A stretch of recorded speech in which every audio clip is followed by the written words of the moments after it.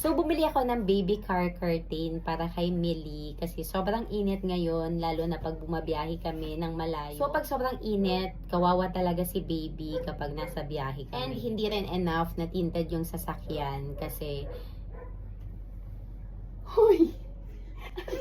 Nel, baka malaglag yan. Nag-shoot lang si Ma. So, papakita ko sa inyo kung paano ko ini-install and paano siya ginagamit ni Millie sa sasakyan. Madali lang siyang i-install kasi may suction cup siya. So, didikit nyo lang to doon sa window ng car. Ididikit nyo lang siya doon sa window ng car. Natidistract ako sa'yo. Masasakal ka! Huy!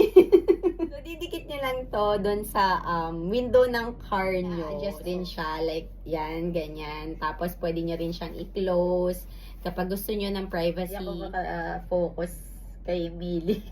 And, ang ganda ng design nito kasi, ayan, flower yung pinili ko para sa aking baby. And, minimalist yung design niya. Sobrang aesthetic. For me, super worth ito. Lalo na kung katulad namin kayo, nalayas din. Small thing siya, pero big help sa ating mga mamas.